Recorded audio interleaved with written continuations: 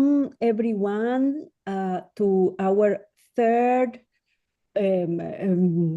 seminar lecture of the project of methodological and theoretical challenges in the study of bureaucracy and law.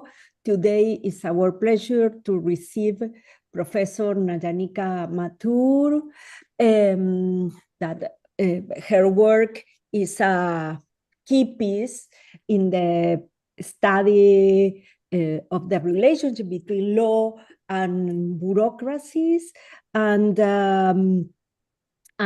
as always, the dynamic will be the following.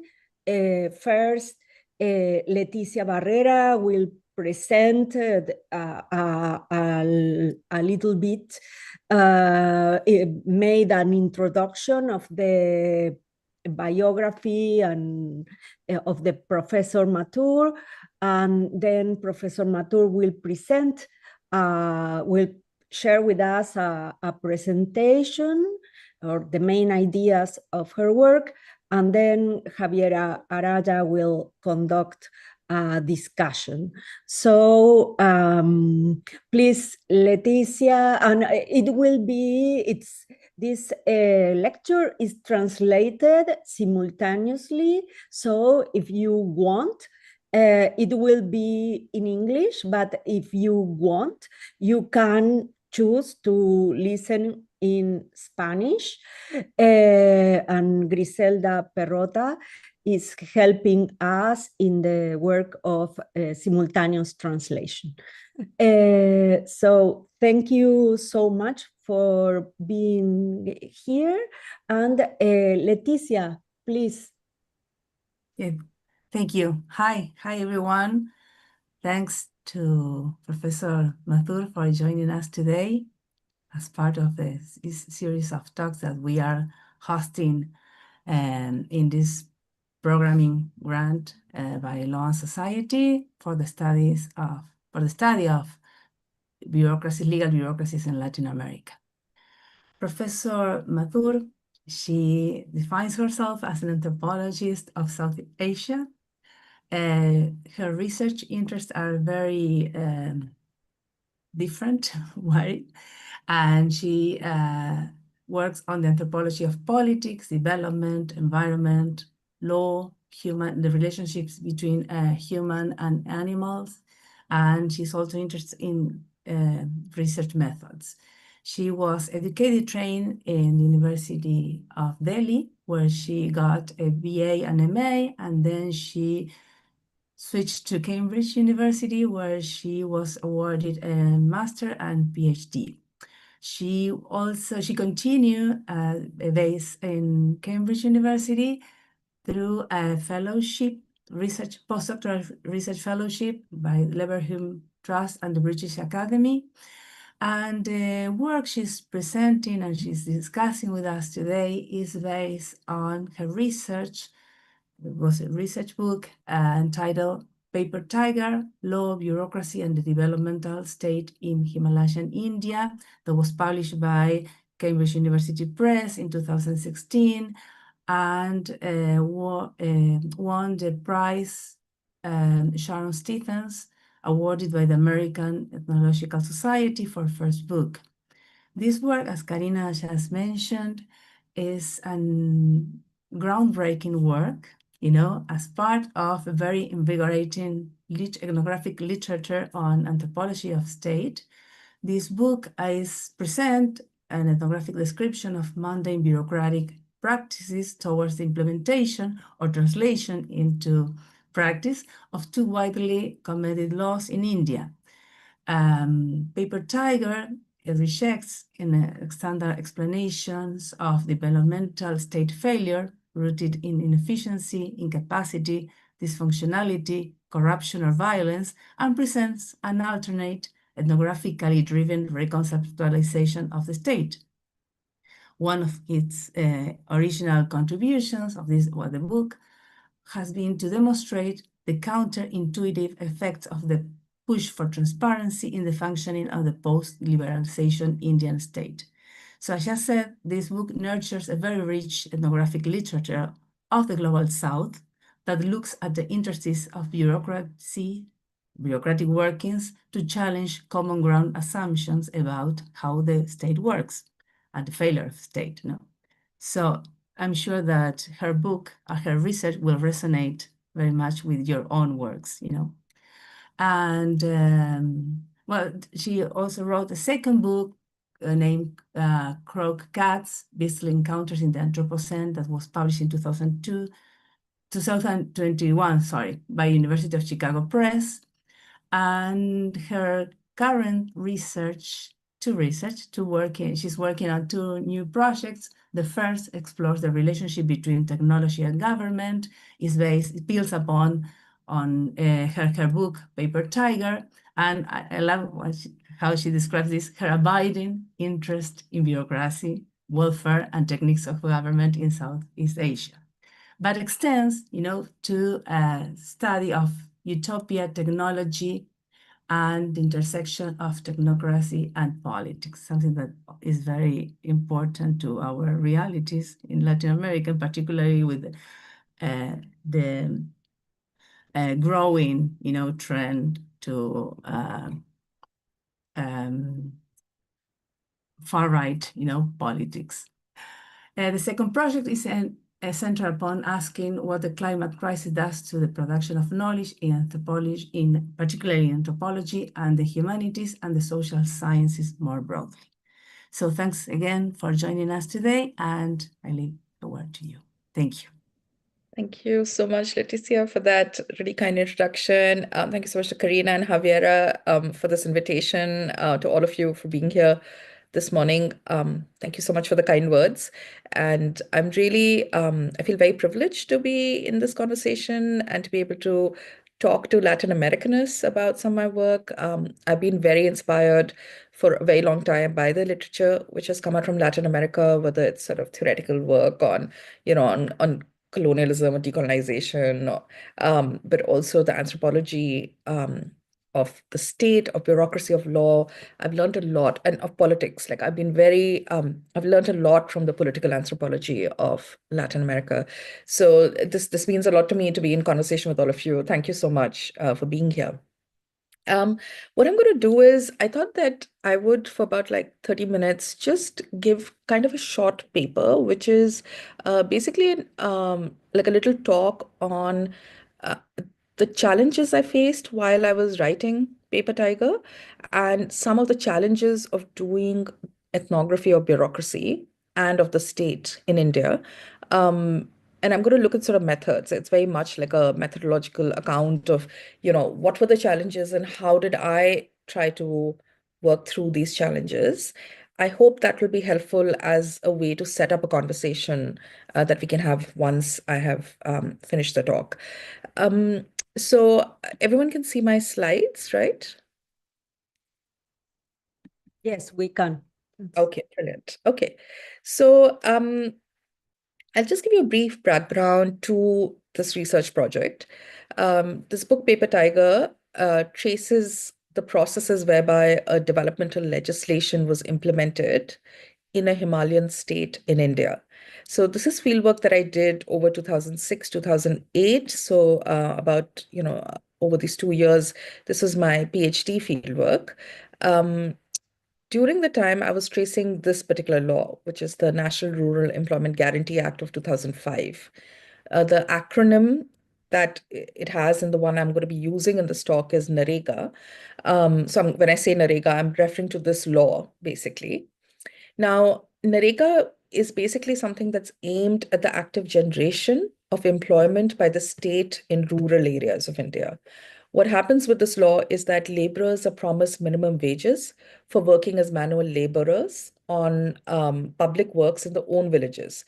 So they can work on things like building a road or building fences or doing some sort of work around water conservation, etc. Now, I got very interested in this law for a range of reasons that we can discuss later. But my objective basically in this book and over the time that I was there was to trace how this law was implemented in this particular Himalayan state called Uttarakhand, which is on your slide here. My objective during this time was to track how the development bureaucracy of Uttarakhand was implementing this law. And therefore, most of my fieldwork was conducted with lower level development bureaucrats in the office of one district that I worked in, which is called Chamoli, which is located along India's border with Tibet. So I was based here for about a year within the district bureaucracy, the development bureaucracy of this place, trying to understand how Narega was becoming practice. So how did law get translated into practice? So most of my time, most of the year that I spent here was spent in places such as this, basically in sort of offices and hanging out with lower level bureaucrats and trying to understand what they were doing. Now, this talk that I'm giving today is located at the intersection of two regularly repeating and indeed centrally structuring fieldwork experiences of mine. The first was the absolute incapacity of state officials, NGO workers, academics, and just about anyone I spoke to understand what I'm doing in these offices. And all of them would be like, but what are you doing here? And it's also, and they would just kind of tell me that I wouldn't find what was often described as the real work of the state within these spaces. I was repeatedly told by state officials in particular that I would find nothing in offices other than paper and files, which is certainly true at a very sort of material and aesthetic level. So for anyone who has, I mean, I'm sure none of you have had the privilege of being in Indian bureaucracies, but it is true that the moment you sort of enter these spaces of the government office, you are sort of overwhelmed by sort of paper, files, documents. There's a lot of that. So what my interlocutors, and these are largely bureaucrats at very different levels of the state apparatus, would tell me is that what I'm finding in these papers and these documents and these files is what they described as the state life or the sarkari zindagi of Narega. So this is the state life of a law which is quite distinct from its real life.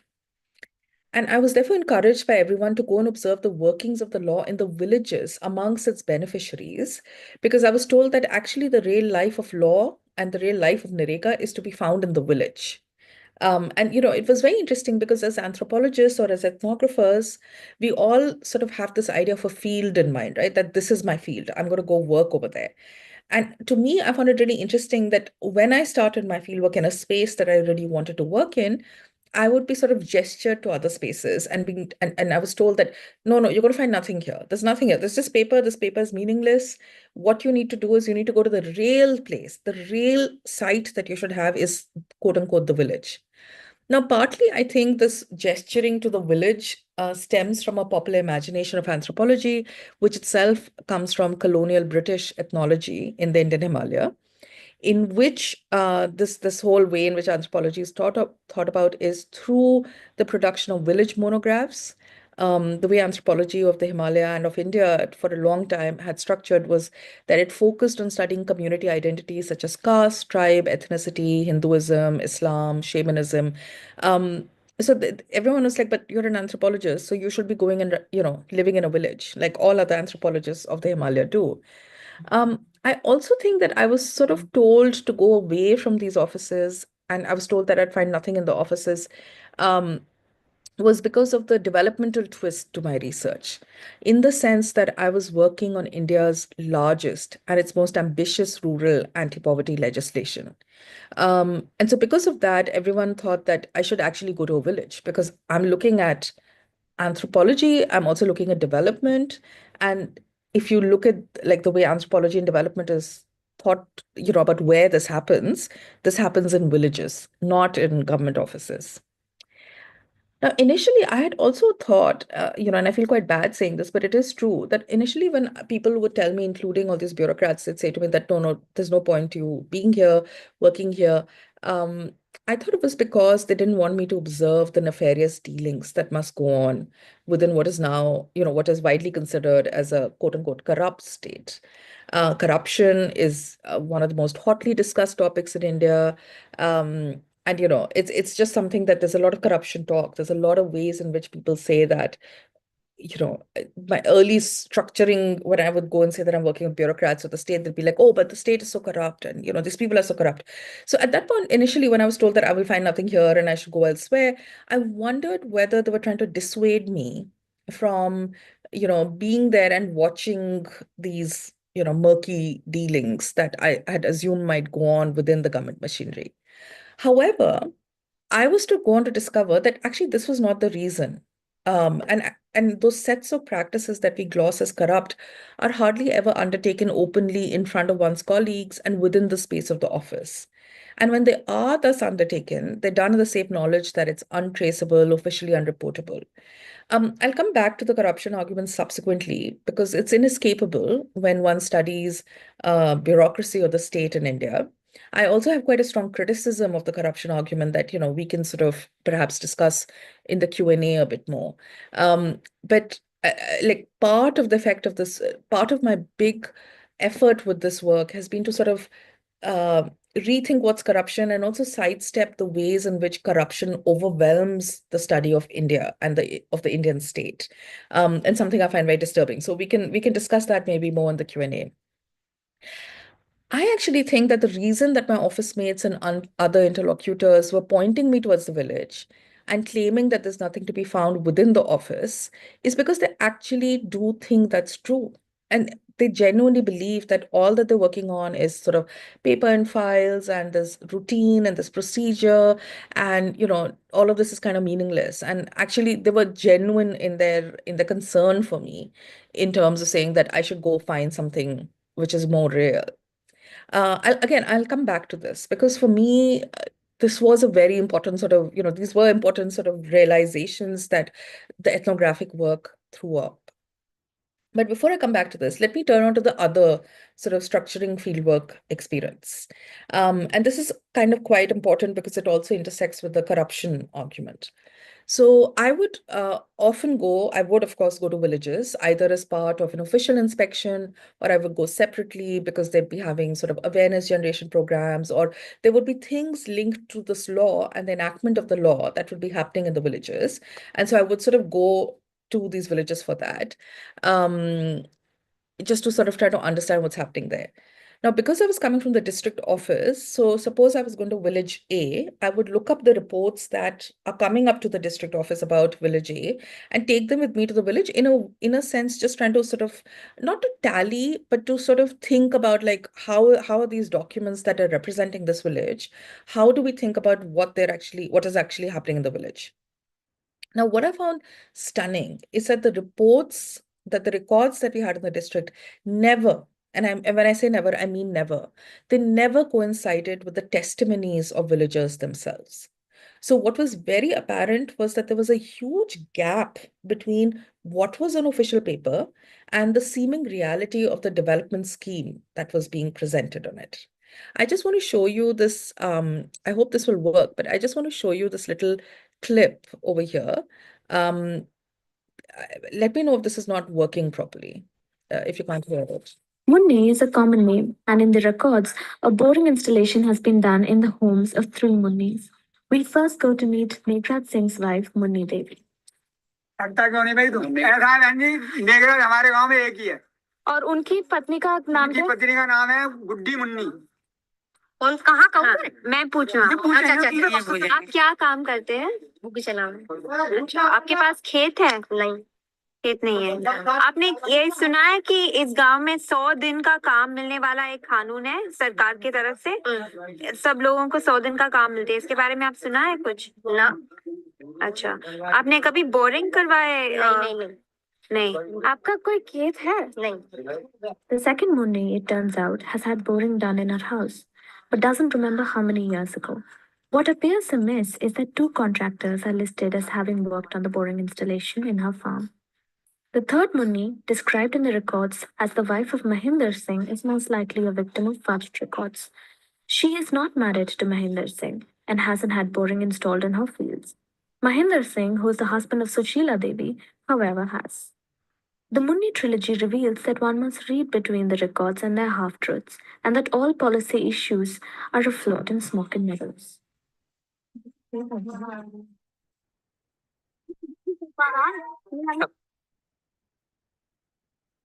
Okay, so basically from this very short clip, what you're seeing here, I'm sorry if it wasn't entirely clear, but what you see here is a very commonplace phenomenon, which is that official records present a very different picture than what is really going on. And as in this is basically a clip from an investigative newspaper sort of website or media outlet, which goes and investigates all this. And so, and they're showing this whole sort of murky side to like how people say this on paper, but then you go and see these records and actually this is not what has happily happened. And, there is this whole sort of implication of corruption, of murkiness, of intrigue of some form, right? Now, when I would go and sort of, come with these papers and talk about all this, etc., I was often told by by informants that actually what the Indian state does very well is that it maintains its papers very beautifully, but that is all. Like it has these papers, but it's just a tiger on paper. It's not, it is a paper tiger, right? And my objective with this book and all this research here is to work through this commonplace descriptor of the Indian state in order to understand why does this specific label come to be applied as a critique of the state so often and so commonly in India. Why and how is it that the state in India is constantly discussed as having a life only on paper, and this particular papery life is believed to be fake or somehow unreal? So, I was also sort of stunned, when I initially would go to the villages and I would see that there are no visible signs of this law being operationalized. Very few people had heard of it, almost very few people had worked on it. Most of those people who had labored under the law had not been paid their wages, and the official records in it, which were admittedly not very great, but they were much better and they showed a picture that was certainly not reflected in the rural areas. So but this paper tiger character, this is what I think of as the paper tiger character, that you have these like great papers and these great documents, but then the reality of it is something very different and something quite sad and something that doesn't match up to it. And what was interesting was that this paper tiger character was reflected not just with the Narega, with the law that I was studying, but also with many other incidences where precisely this phrase that the Indian state is a paper tiger was utilized by a variety of interlocutors, by the media, by all sorts of people. And I mean, I can sort of give, I can give many examples of this. The disjunctions between paper and reality, what the official records say, and what beneficiaries of development schemes themselves claim, is most commonly put down to a corrupt or an inefficient state. In my attempt to rethink this non-correspondence between official records and that which is considered real, I depart from this work. And I do so by locating an ethnographic gaze elsewhere, within government offices and amongst these piles of paper.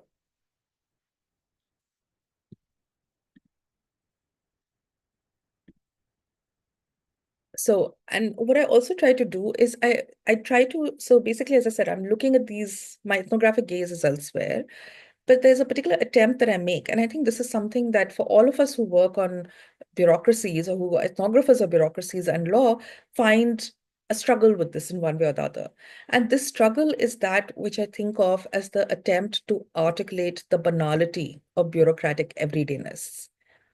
My attempt, in other words, in the study of the development in the Indian state is to refocus our critical attention to the relatively neglected side of bureaucratic state practices and to devise a language that can express the truths that they produce. The perusal and focus on how laws and policies drafted in elite spaces such as Delhi, which is the capital city of India, in the English language get translated into practice by street-level bureaucrats is central to my methodology. Tracing these processes of translation, with translation understood in Latour's sense of the word, leads me to move away from accounts of gaps and of institutional capacity. Instead, I focus on the processes whereby law gets converted into a situated material practice within the domain of the state. In doing so, what comes to the fore is not so much the poor capacity or capability or skills of lower level agents of the state to understand and implement laws. Rather, I ask and then illustrate what it means to obey a rule. How and through what material substances does one exhibit the pursuance of ordained procedure? My argument is that through concerted ethnographic attention to the particularities and materialities of the bureaucratic everyday, we can arrive at a different understanding of why laws do not work as they ought to, and why there is a constant disjunction between what state papers say and the reality that they're purporting to describe. The challenge to my mind is to adequately articulate the bureaucratic everyday to penetrate its obscurity and its banality. Now, I have this whole section, which I won't go into here, where I describe this bureaucratic everyday, which was basically, again, for all of us who've sort of done any fieldwork in government offices or in offices of any form, we know what it's like, right? It's like there's a routine to it. You sort of, there's repetition to it. You begin from 9 to 5, you begin at 9, you end at 5, you have a lunch break at 1, you work 6 days a week or whatever. There are things that everyone does again and again. And there are particular seasons, but there's a particular temporality to things. But you all know what I'm talking about, right? Like the fact that it's deeply repetitive, that it's deeply banal. Like it felt to me when I was doing my fieldwork, I was like, but how is it that what I'm doing today is different from what I did a month back, or like yesterday or tomorrow? And like, is it just that we're just sitting and replaying the same thing? And this, in a way, to me, was one of my biggest struggles, was trying to sort of make sense of how one writes about this everyday life of the bureaucracy in Indian Himalaya. The 7 or so hours of daily office times were devoted to meticulously laboring on and with documents, with filing, attending meetings, and occasionally breaking for chai. Paperwork permitting, certain functionaries would periodically summon the official vehicles to inspect a village or an office located lower down the hierarchy. These excursions out of the office too possessed a replicable form and were very much part of the routine of everyday life. The monthly and annual calendars were punctuated with particular dates when meetings and inspections were slated to take place, or reports and balance sheets expected to be produced. Right through the flow of seasons and events such as earthquakes, arrival of man-eating big cats, state elections, monsoons, the district government offices remained quietly immersed in their papery activities. So it is no surprise then that I was warned off from doing ethnographic fieldwork in an Indian government office. This unvarying routine, this banal, repetitive, pedantic work on documents of various kind by men who were practiced in the craft but did not consider it worthy of study, was what I encountered in my field. Now, of course, the everyday state, everyday life are terms that are often utilized in anthropological work with a taken for granted quality. People have cautioned against this unproblematized utilization of the everyday by pointing out that the everyday is a recalcitrant object that does not give up its secrets too readily. And of course, we can, again, maybe in the Q&A discuss like all these theorists of the everyday, etc. But like, you must go and like, penetrate the obscurity of the everyday, etc. And I mean, there are many sort of techniques I used in the book to try to make sense of this bureaucratic everyday. But one of the things that I found quite useful, which I'm going to briefly describe here, is that I actually started following the movement of law, which, as my informants told me, and which soon became abundantly clear to me as well, is best done through tracing the paper trail or by following the paperwork. And basically, like, I was like, okay, I'm interested in this law. I'm interested in how it becomes practice. How do I follow it? And the way it really became one of the ways, not the only way, but one of the significant ways in which it became sort of clearer to me was that I actually then start seeing the kinds of documents that are being produced, seeing how there is particular kinds of papers that are produced that then allow this law to become real. So with that, let me just return very quickly to give you an example of this and return back to Narega, the law that was the central object of work in the offices that I have just been talking about. So Narega begins when rural households exercise the entitlement to register as workers by making an appeal to the state, normally the village council. After details of the application are verified by the concerned official, the household should be issued with a card, which is called, it's an ID card basically, which is called a job card. When a household is registered and has its job card in its custody, it can appeal to the state for work. This appeal is to be made by submitting an application in writing, either on a blank piece of paper or on a printed pro forma that should be available free of cost from the village council. And so typically the appeal would actually be made on a blank piece of paper where, the laborers would come and say that we need employment, we are willing to work on this and this. But there was also sort of this whole pro forma through which you could do that. The idea was that once you submit an application in writing to the state saying that we want labor, a dated receipt for the application of work is to be given back to the applicant. If the applicant is not provided with the work within 15 days from the date on the receipt, then an unemployment allowance at approved rate shall be provided to him or her. If work is provided, it should be picked from the list of permissible works that the Act spells out and from the shelf of projects that all villagers are supposed to have participated in preparing at the beginning of the year. Further, the shelf of works must have obtained technical and administrative approval from the correct authorities. During the execution of work, it is imperative to maintain a muster roll. And this muster roll was a very, very sort of, important document, as I'm sure you can all understand. And basically, like the job card, it's a key document, and it had to follow the format which were prescribed the operational guidelines.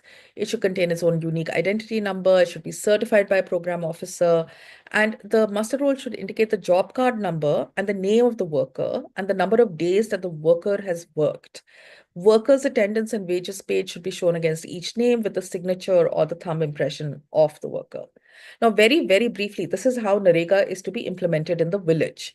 There's a similar process of documenting and reporting and collating of statistics which exists in administrative levels above.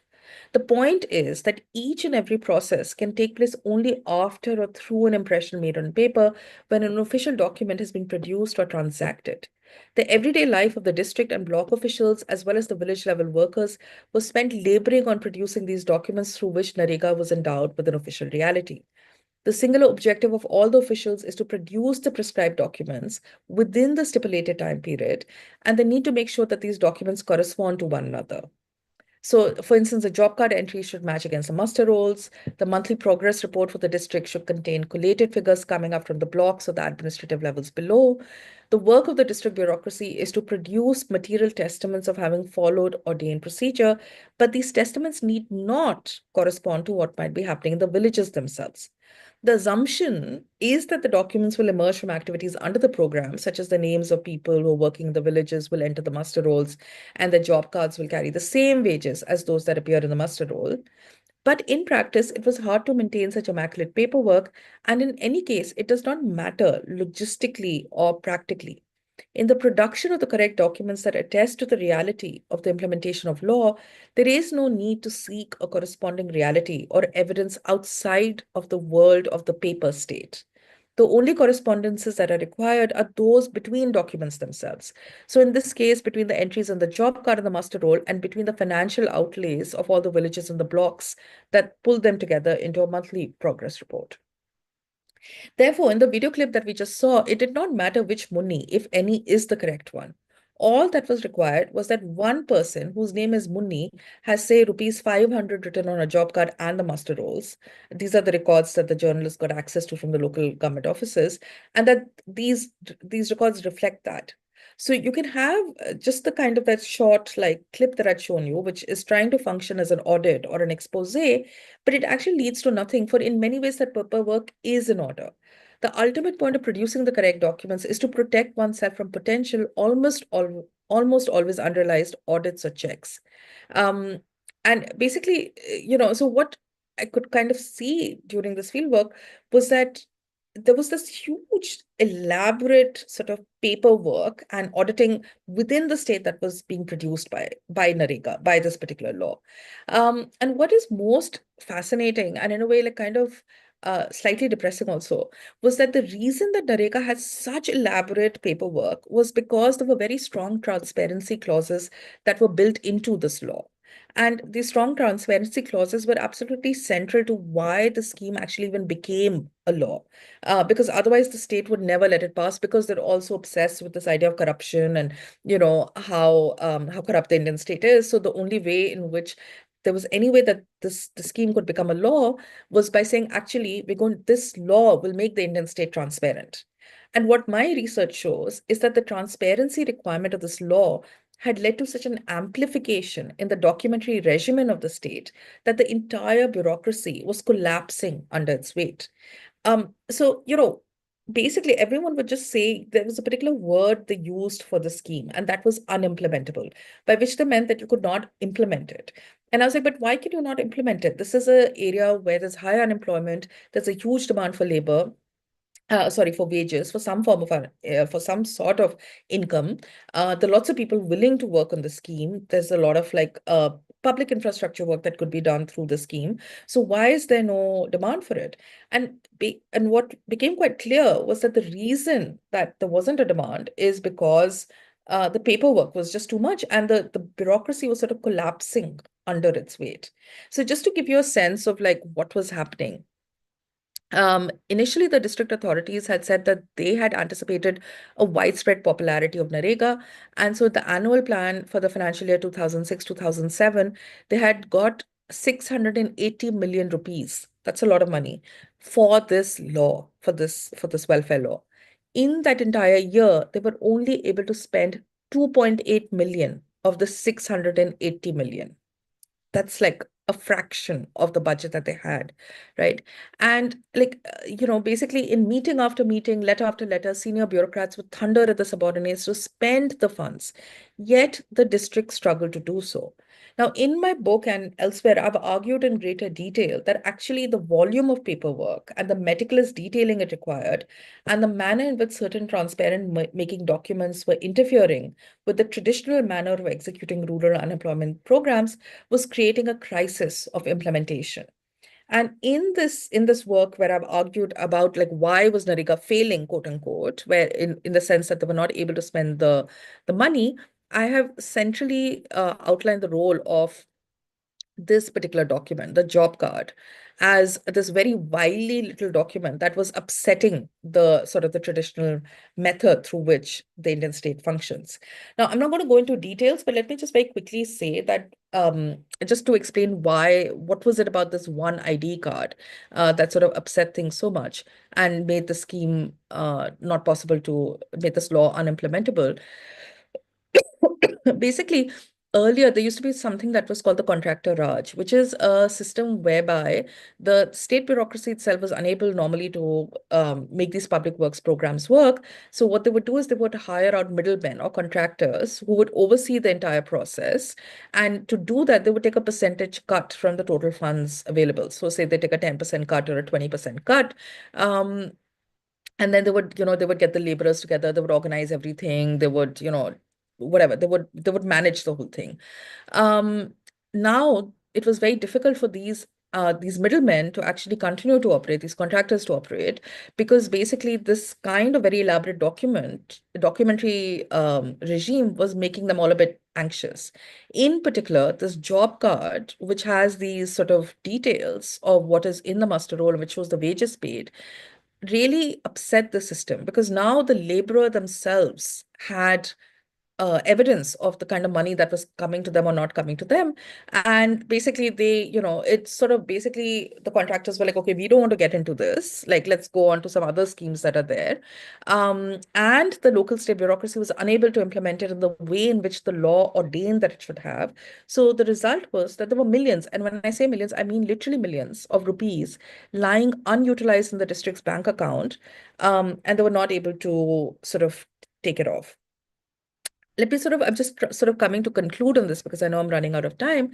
My argument is that the continuing and startling absence of a takeoff of this developmental legislation derives not from the claim that there were not enough people willing to work under this law or anything like that.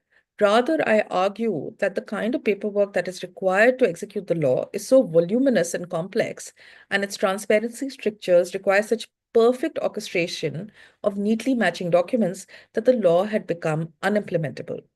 If, as I argue, the state can only act through the production, circulation, and exhibition of particular forms of documents, then the demand for making the state transparent has only added more documents that will attest to the fact that the state is doing what it claims it is doing and is not in the process being, quote unquote, corrupt, as everyone assumes the Indian state always is. For my office mates, the only time that these pieces of paper showed any worth was during those rare moments of audit when they functioned as the protective shields, when they could escape any allegations of misdoings or negligence through pointing out that the papers are in order or the papers don't exist, they've been disappeared, so that nothing can be officially established. For me, however, it is the daily flurry of documents and files and the sheer banality of the everyday that holds significance.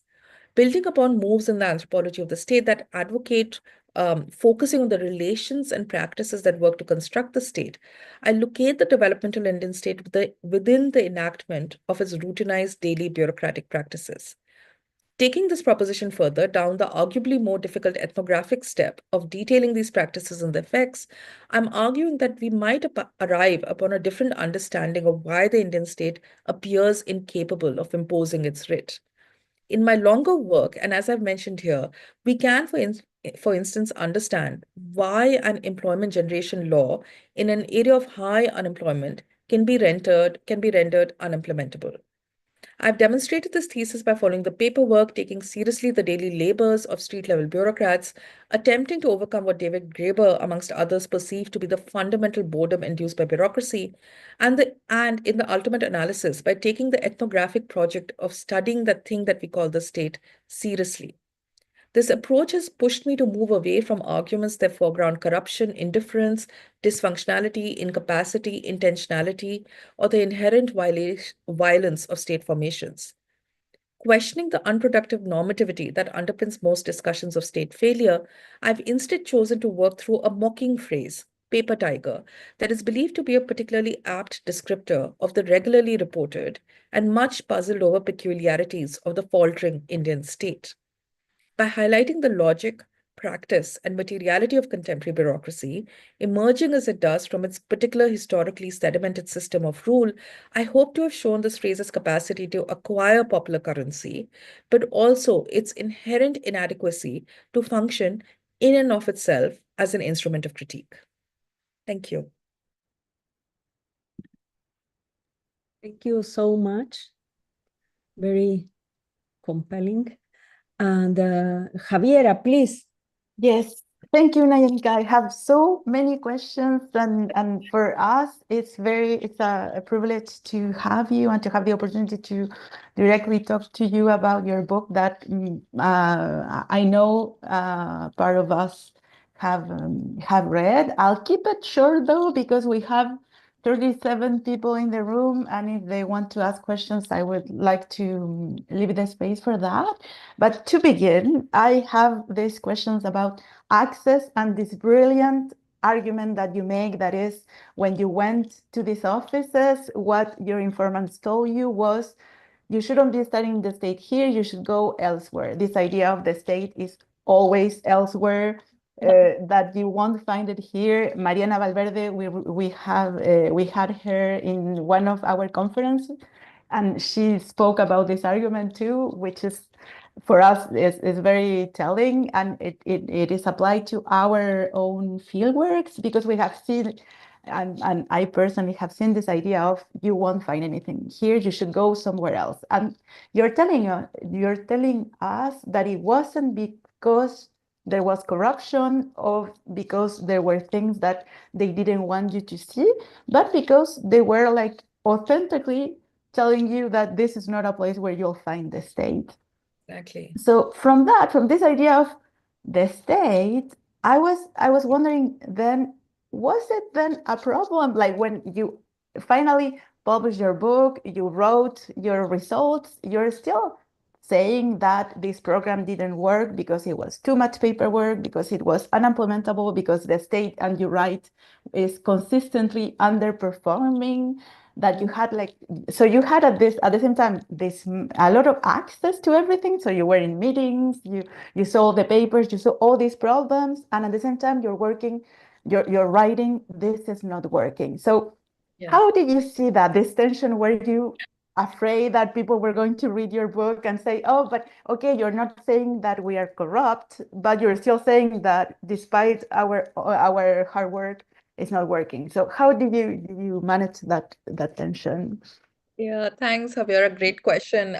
So I should begin by saying that, I was very lucky with access, and also it's a lot of my own class privilege, my own caste privilege, the fact that I was doing my PhD and in Britain, where we have this whole colonial relationship, etc., which got me access. My father was a bureaucrat himself, and he knew someone who got me in touch with someone. So I also used my kin networks in ways that, perhaps I didn't think through enough at the time, but I did. And so I got access to a district bureaucracy, to Chamoli, to this particular district at that time. But I think it was, of course, it was my huge amount of privilege. Also, being a woman kind of helped, being an Indian woman, knowing the language, in a way it helped, because there were all these middle-aged men that I was working with who were the bureaucrats, and they kind of became very avuncular towards me and, wanted to like explain to me what's happening, etc.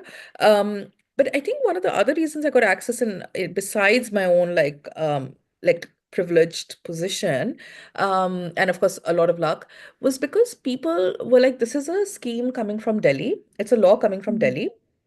It has nothing to do with us, but also because of the place I was working in. So this is why the location of the district is quite important.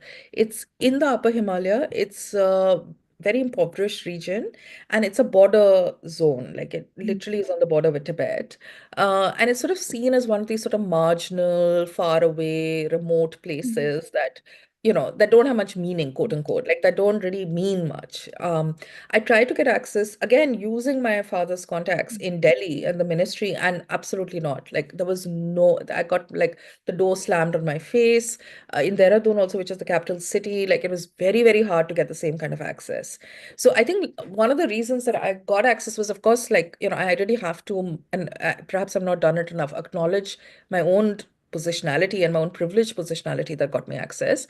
But actually, a lot of it was also because of where I was working, where people didn't, no one really cared about it. And they just sort of thought that, it's not, it's not, they didn't think there's much value to it. It's one of those, far away places, just on the brink or the border of the nation. I think that helped.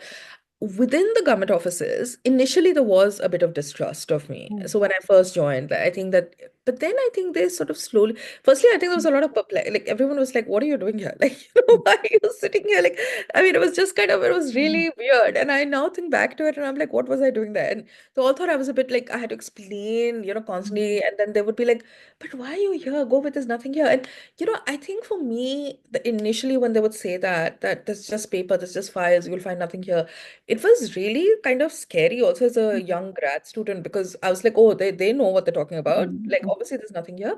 But also I thought, oh, they don't want me here. It's their way of saying, don't waste your time here. Don't waste our time here, because you're sitting here and taking up space in our offices and, watching every move. But actually, as I said, like, I found out that they genuinely didn't think what they were doing really had value.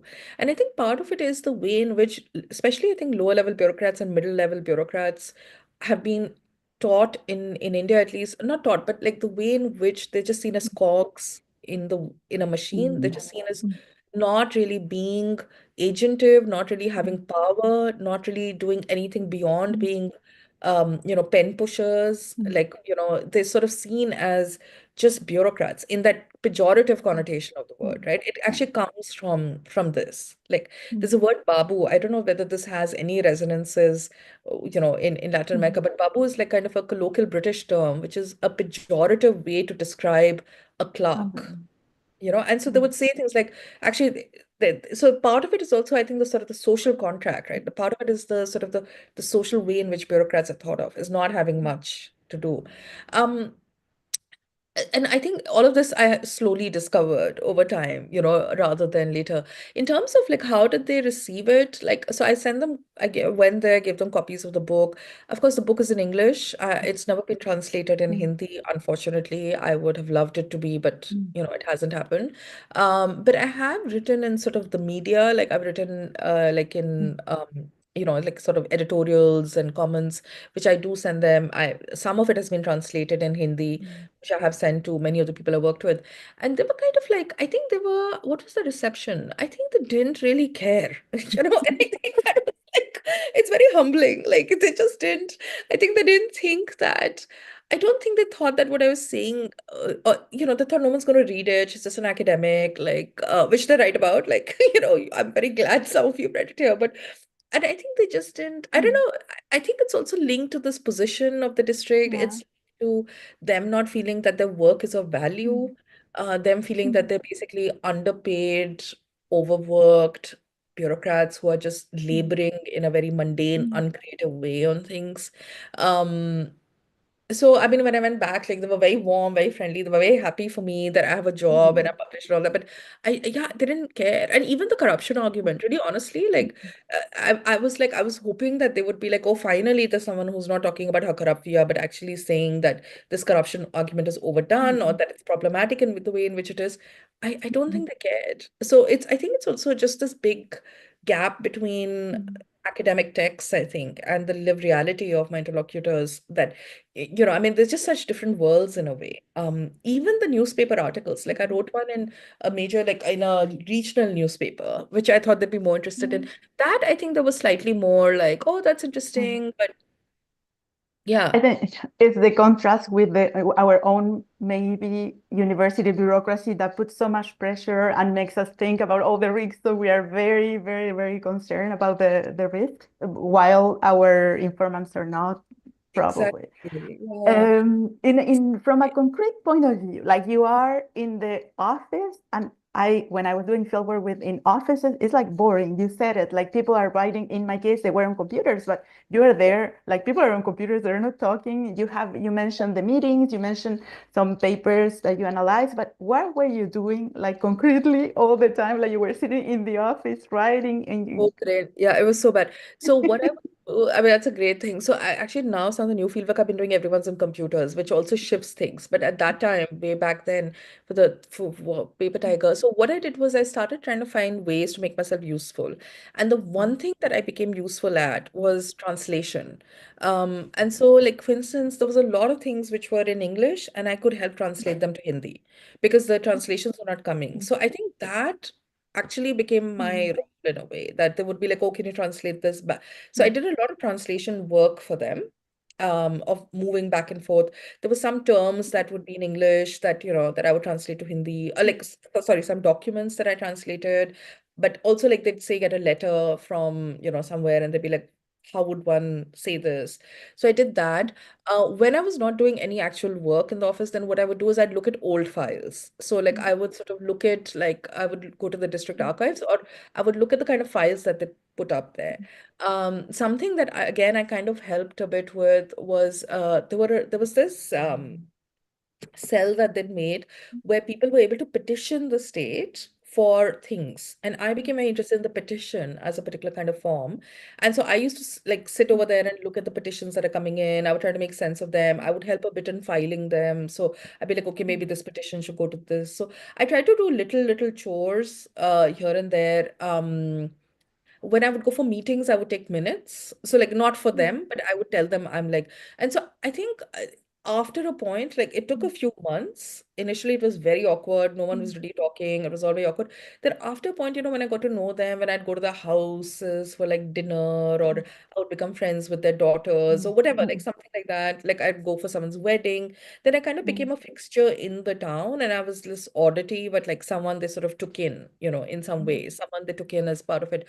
So then it would be like we talk about, the news and we talk about how cold it is or whatever. I would go for like village trips. So I try to find ways, but you're right, like the vast majority of the time was like really just sitting there with people just doing the thing and I'm just sitting there.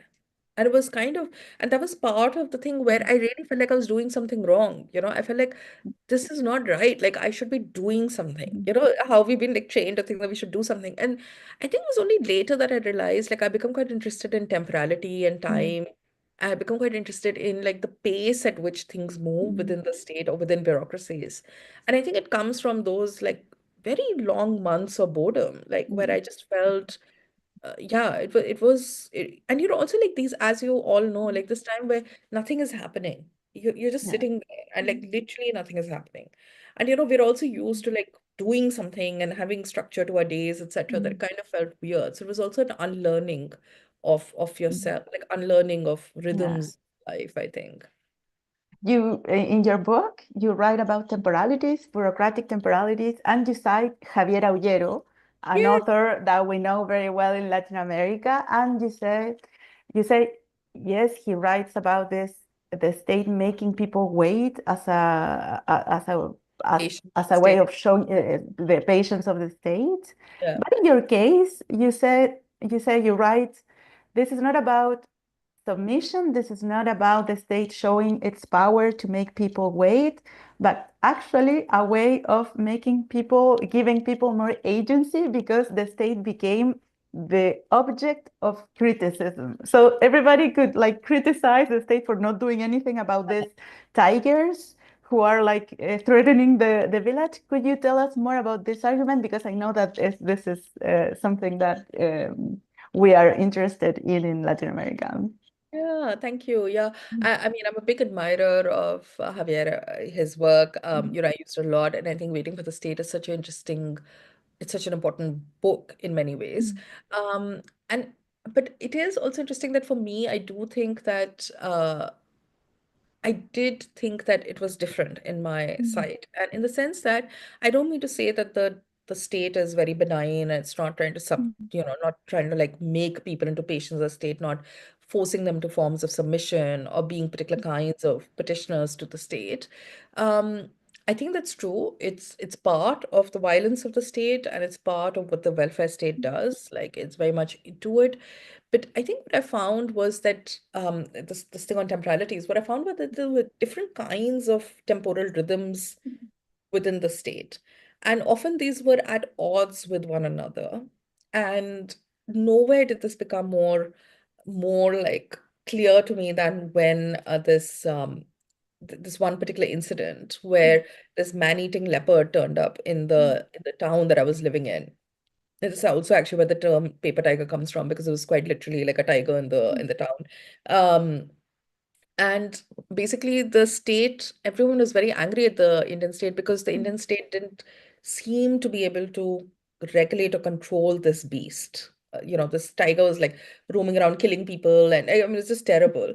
And people were so angry. All the citizens were so angry because they were like, the Indian state cares only about the life of the tiger. They don't care about us. This shows how profoundly they have failed if they're not even able to regulate a tiger. Like, an animal is able to go and kill people, and the state, which claims to be so strong, is not even able to control that, is not able to save human lives. Also children's lives, right? The most innocent lives. Like there were children who were killed and eaten and all of this. So there was a huge amount of anger against the state at that point. And I was working within these government offices, seeing what was happening. And what became very clear to me was how state is so, again, stuck in particular processes, how it cannot work without paper, but how there are all these different temporalities that were operating at the same time. So there was a urgency that came in that moment to actually for the state to respond quickly, to do something quickly. But the state was not able to do it for many reasons, one of which was also again linked to law. And it was linked to the fact that the conservation law, the regime of conservation in India, particularly when it comes to tigers, big cats, is very draconian. So I go into this whole criticism of this like Wildlife Protection Act of India, 1972, which is about conserving big cats, but it doesn't actually think about the lives of humans who live in proximity to big cats. And how scared local bureaucrats are of seen to be flouting the rules which have been set out by that law. And then I also talked about sort of clashes within the bureaucracy. So like the forest department is saying something, the district office is saying something, the distance again mattered, the fact that this was a remote district in the Upper Himalaya, and a lot of the decisions can be made only by like more senior bureaucrats who are stationed far away, who are not aware of the realities of life over here, who are not thinking of, who are not thinking of a lot of the lives of people up in the mountains in the same way. I mean, there were all these things happening at the same time. So again, it wasn't as if I didn't think it was that the state was uncaring or it didn't this thing, but it was caught in these like conflicting temporalities, which enraged rightly. I mean, I can totally understand why, which led to a lot of rage and anger on the part of citizens. But seeing it from that side, almost from within the bureaucracy, I was seeing something else, and I felt like that's what I had to write about. And that's how the section on temporalities comes in. Thank you. I'll ask a last question. So I invite, if people are like preparing questions, raise your virtual hand. And then I have other questions in case. But a last question from me. You became an expert in this law. Like you probably know why it didn't work, why it became unimplementable. Were you approached by bureaucrats? Were you pulled into this world of bureaucracy? So to ask you as a specialist of this law, what can we do to make it better? How can we solve all these problems that you know very well? And in that case, you become like forced to go to the world of bureaucrats, of development specialists, of consultants to propose some kind of idea. And how did you handle it if you were approached by these people? Yeah, I mean, that's a really great question, Vera. It's really interesting. I was never approached by any Okay. bureaucrats or no one. I met a minister once at a conference, and he was kind of like intrigued by this. And when I told him about it, he's like, "Oh, you meant to say it became very bureaucratized." That was the word he used. Yeah. He said, "Oh, it became too bureaucratized." And I was like, "No, no, no, I'm not saying that. I'm trying to like, and he was just like, whatever. Like he was not interested. I think the point at which it has got responses, and I'm kind of sad about this, is that some of the Narega activists, including people, so I did work with them. There was a lot of like really brilliant, incredible activists who had campaigned for this law to come into being. They were really not happy with me. And, I mean, and I think they were not happy with the argument of the book because for them, they said that what I was arguing was wrong, that it was that actually, because in a way, what I was almost arguing against, or so it seemed to them, was against the transparency clauses that they had pushed so hard to put into it, right? Yeah. And their whole thing was that, well, actually, this can be fixed by getting in more people. You have made too much about this. So I felt like there was this clash between the way in which activists saw it and the way I saw it. And to me, like, I have to say, like, I have really, like, I often think that maybe I should go back and one day write about this because there were some people who had actually, like, who were really, and they're still angry at me. I mean, they're angry at me for not, because they thought that I was not being honest to the cause. And of course, I believe, I believe that the state should provide employment. I believe that the developmental state should expand. It should not, it should not become narrower. I really do believe in that. But I was trying to do something which is a different project. Like I was ethnographically describing the reality of what I saw as a particularly situated ethnographer in one place and time. And yeah, and I felt like I think the other thing which is also interesting is that I feel like I didn't go back and do more follow-up fieldwork on Narega itself. Like I did other kinds of fieldwork in the state, but not on this law. And I can see how things might have changed with it, but I have just not tracked it myself. I have not seen how that has sort of worked out myself. And I think partly I haven't done it is because I was interested in other things, but also partly it was because I also didn't want to get into this debate much further, right? I didn't want to be seen as some sort of person who's taking away from a progressive law. I think also my project became one of saying, how do we understand why progressive laws do not have the required impact, right? Like, which is not a criticism of the laws. It's not even a criticism of the bureaucrats or a bureaucracy, but it's trying to think about like how do we understand these questions of like what is the state? What is the developmental state? What is law? How does that become practice? And I think these are very specifically anthropological or ethnographic sensibilities that we have, which make us see questions like that. I also think there's a failure on my part to translate it into policy in the policy world or to translate it into like the developmental world as well as I could have. I think maybe I also didn't do a good job with that. So I think that there were lots of like issues over there. But I also think that profoundly at the end of the day, there's something about like ethnography or bureaucracy, which I don't think it's entirely clear immediately to someone about what is the value of this work till you are an ethnographer yourself at some point, right? And I think also, as I said, there's failure on my part to translate this, whatever the value of it might have been, out to broader audiences adequately. Or this impossibility to translate, which is like something intrinsic to the different logics of the state, the ethnographer, and the activist trying to improve rights protection. I'll shut up and I'll let Sergio ask. Thank you for these great questions. Thank you so much. Thank you. Sergio? We lost Sergio, who works in Colombia, and I'm sure that he has seen similar things in that context. Leticia. Hi again. Thanks, Nayanika, for your beautiful and very interesting presentation. So I'm particularly interested. I have two questions that they go in different directions. First, much more on like large scale, and the second is Sergio says that he can unmute himself. Something happened. Well, so if he can, I'll leave the room for him. So, and the second is just much more micro. Okay, yeah, I'm reading Sergio's comment. And the second is my micro scale. So the first one would be, the idea that you develop in your book about, the state documents, that they're constitutive of the state, and the bureaucracies as constitutive of the state itself. So I would like to take you beyond, India, to reflect on different countries with the colonial past, because something that you raised in your book, the relationship between, the papering practices of the state and coloniality. And that was something that there was a previous assumption of your work, or was something that you found in the field?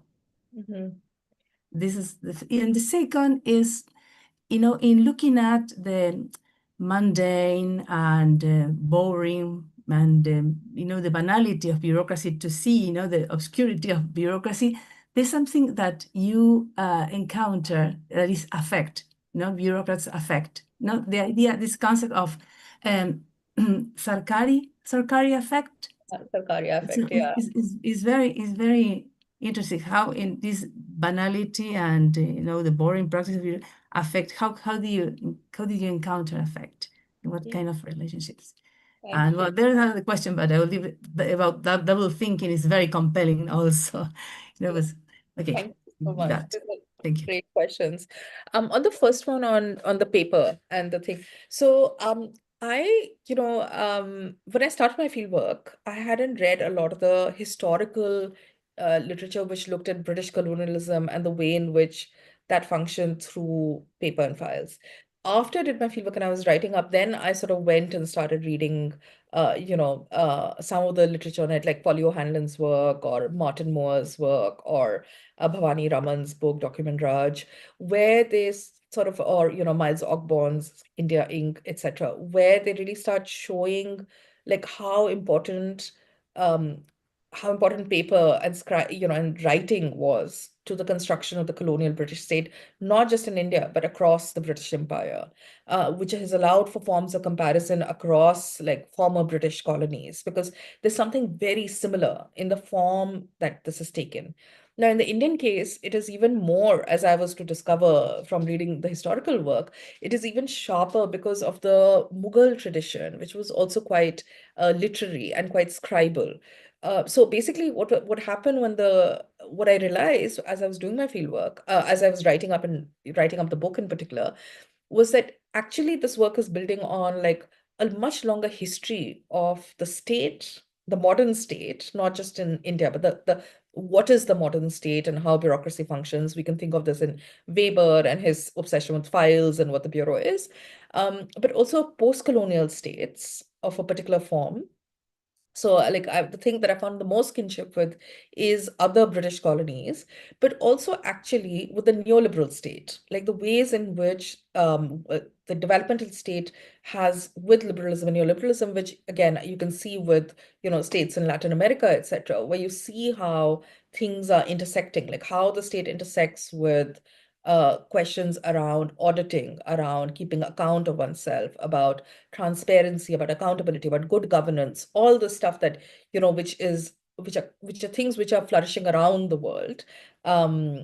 I started seeing how important all of this became at that point.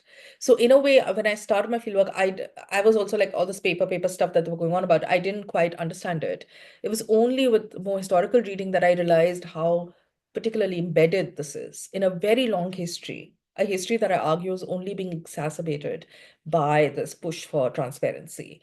So so that's where the thing with paper came in, and that's where, you know, reading about states and say on the African continent, etc., also really helped me when I started thinking also of like big aid programs or development programs and how these work and the ways in which they work. It sort of made me think about it. I'm thinking of the South African case as well, and thinking about, you know, like there's so many comparisons that suddenly became quite clear to me.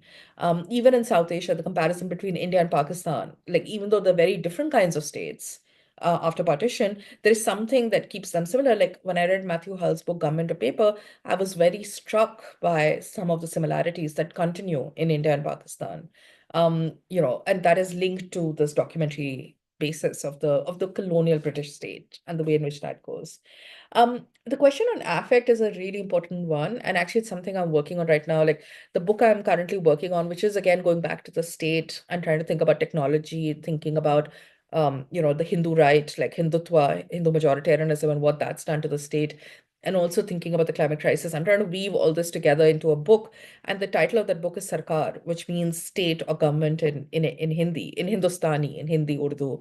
And I think for me, the concept of sarkar or sarkari is very important because it's, again, in India, it's used very much as like, oh, that's a sarkari, you know, and it's part of that like thing of like, you're just supposed to know what this is. Like you can smell it, you can see it, you can feel it, you know, it has a particular texture to it. It's kind of worn out, it's kind of rusty, it's kind of, it doesn't work, it's kind of stuffy, you know, there's something to that. And the question is like, how does one write this affect? You know, like how does one, like if you grow up in a particular place, you just know what something means, right? So like growing up in India, and again, as I said, my dad was a bureaucrat, so I've grown up in these worlds. Like I just know what sarkari means. Like I can, you know, I'm like, oh, that's so, you know. But I really am very interested in this question of thinking about what is sarkar, what is the state, what happens when we start thinking about it as sarkar rather than the state? And I think something shifts in that. So it goes back to this question of translation that we also briefly talked about earlier, you know, about linguistic repertoires and what is made available in some languages or not, but also as with the affect literature, how do you capture a particular sensation, like a sensation of state-likeness or government, right? How do you capture what that is, that feeling is, or that just that sensation you have? And that's been something that I feel like I haven't, you know, I really want to work on that. Like I really am still trying to work on that, and this question of affect. But for me, also centering affect became quite important in this book and in my other work, because I think often these spaces are thought of as devoid of affect, right? They're thought of as like just these soulless places. And you're like, actually, there's a lot of charge, there's a lot of sensations, a lot of like things in the air which are running around. And it's the ethnographer's job again is to be able to try to give you a taste of that. Thank you, Nayanika. Now I know Sergio can ask his question. So Sergio. Hi, can you hear me?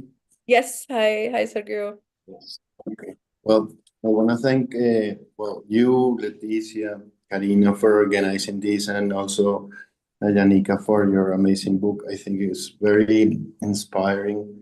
Well, the first question I think Leticia already asked, but I do think that it's interesting, just for the sake of making the comment, that as you are, for example, Javier Ayuero, and even some people that have written about bureaucracy in Latin America, we are reading you, we are reading Matthew Hull, we are reading Akhil Gupta, and there is some very interesting and maybe productive conversation between Latin America and Southeast Asia, particularly maybe Africa, some countries as well. Yeah. Just for the reasons that you say, but also like for me, I work with rural campesinos, and it's very powerful to see like how these bureaucratic like enactments of the state actually interact with real, to say, let's say, disenfranchised and poor people that has so many resemblance and so many similarities with like the issues you have here, working with like peasant movements and indigenous communities and so on. So I think that conversation, I think, has to be like more like explored, and like there needs to be more reading South like literature. And that is not necessarily in English. It doesn't have to go up. So, but just thank you for the comments. My question is more about how you tell the story of a law, this material story of the law, and this Enriga law, and that sort of goes to many directions, right? So you mentioned, for example, the political discussion that was going on at the beginning of the 2000s among Congress and the United Progressive Alliance, and like sort of this political kind of influence and framework, but then you take us all the way down to this very materialistic kind of documents of the job card and the master roll. So one of the interesting things the book has done for me is like to kind of like show me how do you connect these different conversation at very different scales, right? And you say, well, follow the document that'll tell you something. But I kind of wanted to hear you say more about how do you tell this how do you go about telling this materialistic story of a particular law? Because I've read some other like bureaucratic ethnographies in which they don't necessarily center on a particular law, right? And you can go in many different directions. You can follow the documents, but you can also, for example, like pick the different roles, the different kind of jobs that come out from enacting certain things of the law, the different like material adjustments from like starting a office from scratch to actually implement certain part of the law, or creating a document, or creating a different form. And those are very different objects with very different like kind of shapes and forms and scales. So I kind of wanted to hear you more about like what choices do you make and how do you go about that? Because it's very rich, very powerful, and very inspiring. Thank you. Thank you so much, Sergio, for that incredible question, but also the comment. And I just want to say I couldn't agree more that we need more South-South conversations on this. Like, I really think that, as I said, I'm just thinking of some of the work just off the top of my head. I'm thinking of, say, Craig Hetherington's work, Sean Lazar's work, etc., has also been really helpful for me. Like Craig's work on transparency with the guerrilla auditors work was really, like, when I read it, I was like, oh my God, there is so many conversations we had here. Andrea Ballesteros' work. So like there are a lot of people with whom, this conversation is so important. And I feel like I do not know, sadly, I do not know enough about, I want to know more from like Latin America. I want to learn more from it, because I think also like we get caught in certain regional conversations. So I feel like I'm very stuck in the South Asia world in a way. And I want to, I really think it's very important to have more South-South dialogue, and also more for conversation between South Asia and Latin America than perhaps we've had so far. There was a point, I think, when it came to like critiques of development, for instance, where there was a very strong conversation between South Asia and Latin America in very productive ways. But I feel like with the ethnography of bureaucracy and law work, we really should be more in conversation. Totally agree. And as you said, not just in the English language. That's also a big problem that we are so stuck. I mean, again, I'm so stuck in English. So I feel like we need to think about that. On the question of the choices you make, I mean, that's such a good point, right? And I think that I think so. I completely agree with you that so much of what one then does with this is the kind of choices one makes as an ethnographer of who do you follow, what do you follow, why do you not look at this but look at this, right? And these are choices that we all kind of make. Sometimes it can be, I think in my case, if I think just about my case, a lot of it was serendipitous and luck in the sense of what was accessible to me. So like, as I said, I really did want to work out of the Ministry of Rural Development in Delhi, because I was also like, what happens in Delhi? Like, how do we understand the capital city and how things happen there? I tried everything. There was no way they would let me in anywhere. So it was also questions of access, as Javiera said right at the beginning. So there were lots of things there. for me, the reason that I also talked about the politics of the Congress and the UPA is because, in a way, this law, it is impossible to understand it outside of a much longer history, which is also, again, going back to a particular colonial history, which links to the Great Bengal famine and the famine codes that came in the 19th century, and how this idea of public employment, or like this idea of like the state providing employment, how that is linked to Keynesian thought, how it's linked to particular ways in which the colonial state thought that they would overcome famine and etc. But then more recently, the ways in which the idea of what is development and what is the role of the government has also shifted, like the ways in which that has changed. So for me, at the time that I was studying this, I was very interested in the rationalities of government and of sort of liberal and neoliberal thought around what the role of the state is, within which it was quite clear to me that the Congress and the UPA, despite their pretensions of talking about an older style developmental state, harking back to like some sort of welfare state in Britain or Italy or whatever, they were actually very much part of this global speak on transparency, accountability, auditing, things which are very familiar, say in Britain to me as a bureaucrat here, right? As an academic / bureaucrat here in a way. So for me, I thought that I couldn't write about NREGA without also thinking about the high politics around the creation of the law and the ways in which that then had an impact. But also ethnographically, like, as I sort of mentioned in the book somewhere, like people would name Sonia Gandhi, who was then the head of the Congress party, and say, this is Sonia's favorite law. This, they would actually name her. Like, people and it was so interesting to me how a law gets attached to an individual, right? Like how it becomes so also ethnographically it kept coming out, these politics of the Congress, electoral politics, etc. It kept coming out in many ways. So that's also why I chose that. I completely agree with you that there's no one way to do this kind of work, right? So I think at that time for me, the paperwork and the ID cards and time and the big cat that turned up in the town, all of this became important ways for me to understand the state and to understand bureaucracy. But like, so for instance, the work I'm doing right now is very different. Like the kind of fieldwork I'm doing over there is very different. I'm looking at archives. I'm doing a lot of interview-based stuff. I'm looking at, WhatsApp chats, etc. I mean, all sorts of very different kinds of sources I'm looking at now for this new work.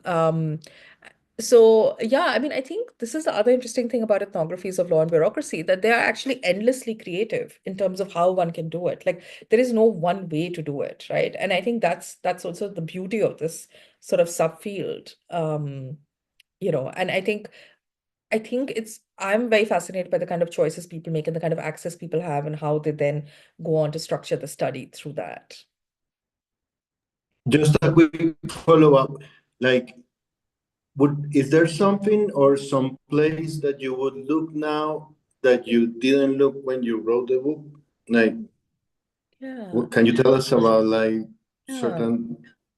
That's a great idea. That's a really great question.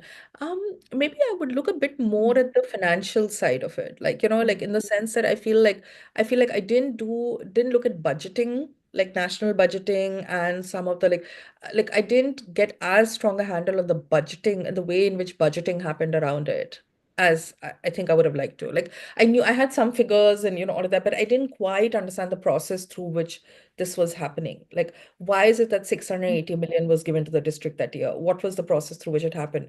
I know why they weren't able to spend more than 2.8 million that year because I followed that. But then what happened to the remaining money? Like, I think I would have liked to follow the money a bit more. Yeah. We have 3 questions left and just 5 minutes. Is that okay if we take 5 more minutes of your time, Nayanika? Okay. Great.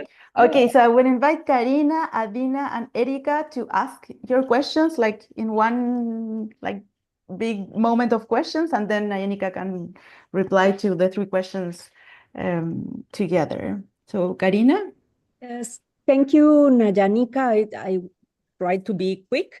I'm not an ethnographer. I'm a political scientist. So maybe my questions come from other point of view, but I find your work very, very, very interesting, and your insights open a lot of questions and ways of approach my research. But my first question is related with you focus on the particularity of the state, how the bureaucracies transform illegibility in legibility in their daily life work.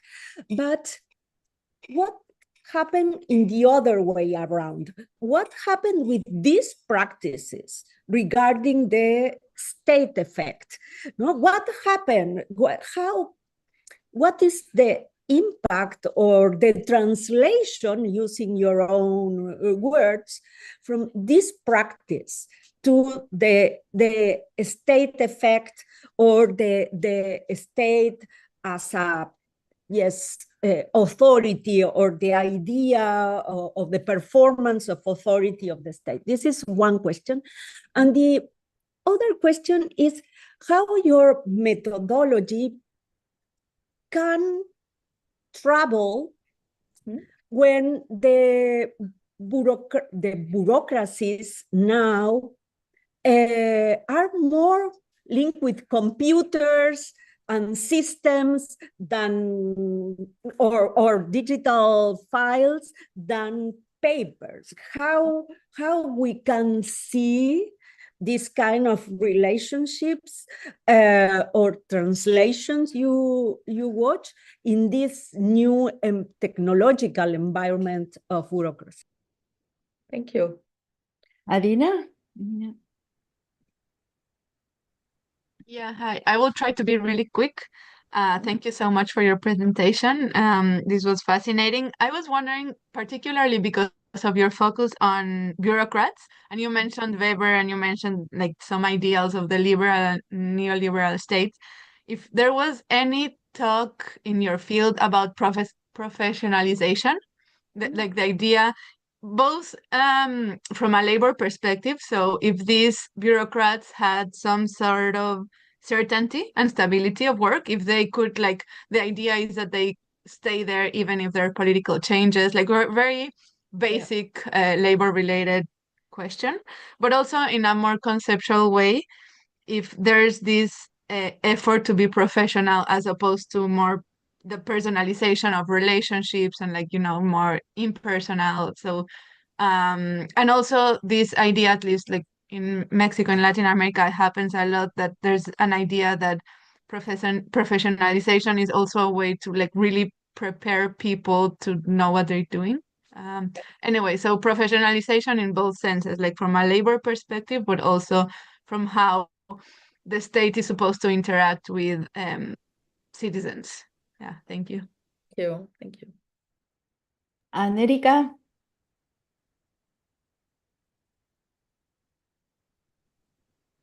Thank you. Good morning. Thank you so much, Nayanika, for your talk. In your book, you say that documents are constitutive of bureaucrats' identities. So I would like you to tell us more about it. How did you come to this conclusion? And I think somehow maybe it's related with one of the questions of Karina, because of course technology, it's really important now, and all those things, but in so many cases documents are still there. I mean, and they're still really important, and the logic of the documents are taken, like, to organize this digital life for in the case. So if you could tell us more about it. Thank you. Thank you. Thank you all. Three brilliant questions. I'm going to very quickly answer them. And maybe I'll take Karina and Erica's questions together because there's some sort of overlap there. So Karina, your first question on the state effect and like what, like these failures of legibility meant from the other end, right? Like, and I think that's I think that the way in which I would think about it is that, like, I don't know whether failure was exactly what's happening, but it became like thinking about it from the state effect side, I kept thinking of why it's important to think of the state as a process. Like why actually it is a process of, there's never a point at which the state is fully legible or gets to make its citizens legible, but it's also not illegible. Like, so it's a kind of this very like tortuous process of attempting forms of legibility that the state is trying to do, that citizens see in the state, that, and it's kind of this very dynamic process. And so I think my answer to your question, and I'm not sure if it's a good answer to the state effect question, is that more than the state effect or the ways in which the state effect was not being made or there was a failure of that, I think the way I think of it, or the way I saw it at the time, was that the state is a process. Like it's a kind of set of relations. It's a form of processes and things. And this process and things are always enacting themselves, never perfectly, never beautifully, and hence there's this idea of the failed developmental state, etc., and constant talk of failure, but it still does go on. And in that process of staying alive and trying to achieve some form of legibility in the face of massive illegibility, like it sort of creates the state effect. I mean, that's the way I think I would think of it, by recourse to sort of bureaucratic processes. I'll take the question on that Erica had as well on documents, and you said on bureaucracy and the digital together, if that's okay. I think that so it's a really true, like also as Javiera said, like, now when I go into field work in offices, people are on computers, right? That a lot of the things that I've asked for, like which earlier would be handwritten or would be typed up, I see now are all online.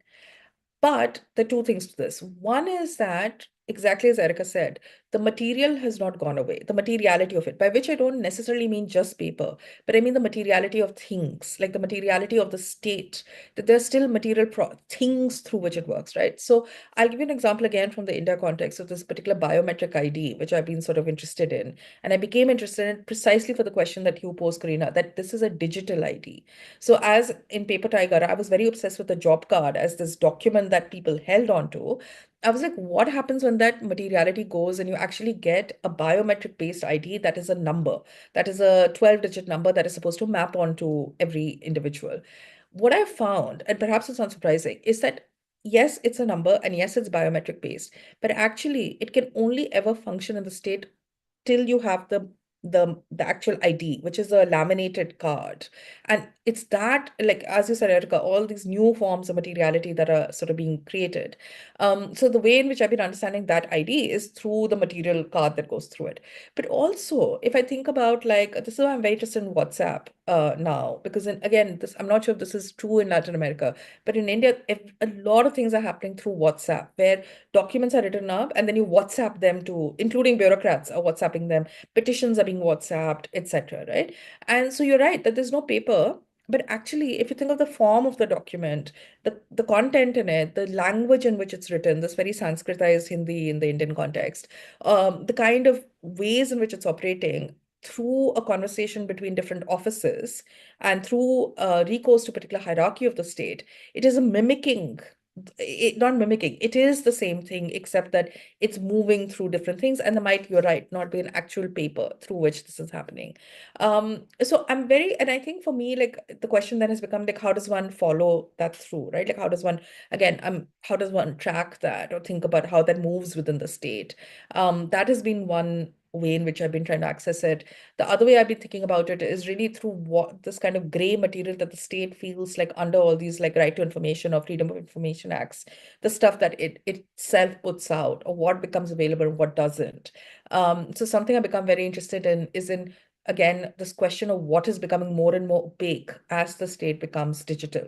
So, earlier, like, it was quite clear when there was sort of this material presence, people could make claims in a more transparent, like in a more effective way. Whereas now it kind of feels like with these documents not being as important, or not, I would say that I don't think they're not as important, but them having a different kind of importance, those claim-making ventures have gone down a bit. And again, Erica, to, like, I think I would say sort of a similar question about process here. Like, I think you're right that the same documents aren't in use, but there's new forms of materiality. And I think documents are still important. And there have to be other ways in which we track the state through digital means. And as I said, in the case of India, it's through WhatsApp. But then there are also other ways in which one can get access, which is that you go and work in these offices, you go with your pen drive and you ask them for data, and they just put all the stuff in your pen drive, and you come back with this like reams and reams of like information, which it's hard to sort of make sense of. But I do think that this does mean that we need new methods to understand the digital state. And I think I myself have tried to do that, and I've come back to the question of materiality. But that I think is very specific to the Indian state, and I'd be very curious to know how it is elsewhere. On documents being important to bureaucratic identity, I'll take that and then talk about the professionalization question that Adina had in a second. Karina, when I said that, I meant that, the ways in which you become a bureaucrat, right? Like you don't, this also kind of linked to the question of professionalization, what it means to be a bureaucrat and how do you take pride in being a bureaucrat to the limited extent that you can take pride in it. One of the ways in which you really come to know that you're part of the state and you're a bureaucrat is when you start perfecting the language, the tone, the form of government documents. And this was again something like I learned over time myself sitting in these offices, that it didn't immediately come to you because no one has trained you in how to write like this or to like communicate like this in a way. It's something you learn on the job. It's kind of an internship that you sort of do. And so they would, when I would do this work of translation or when I would try to help out sometimes by some letter writing or some work, I saw how senior bureaucrats in the room would help you or guide you through like, no, you don't write to this person for this, you write like this. And no, that's not how you address a letter. That's how you do it. And no, this should be signed by this office and not that office.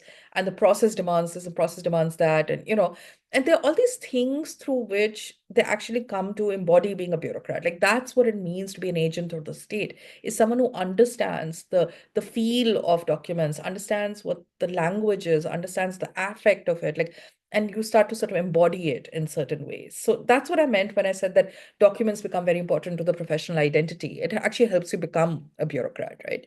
And the final question on professionalization. So I think just very quickly, I know we're running out of time. So very quickly, I'll say a couple of things. One is just what I already said around like how important understanding sort of the mores of the state and understanding process, rules, regulations is to it. The other thing is actually what you briefly mentioned, Adina, which is, again, the neoliberal state and what's happening over there. So most of the people I worked with were, again, they were all men. There were middle-aged or elderly who were people who were sort of the middle rung or the lower rung of the state. They had permanent contracts. So they were like, they will get pensions. They actually are permanent employees of the state. They belong to the state in many ways. But what is happening more and more, especially with welfare, but not just with welfare projects, is that the Indian state is inducting what they actually call young professionals. That's literally the term that is used, where they're getting a contract-based young men and women as well, thankfully. Finally, you see some women in these spaces, but who are people who have MBAs or they have some sort of like business degree who come in and work in the state for about a few years on a contract. So for instance, with Narega, some of them will come in and work for 2 years as a young professional on it and then leave.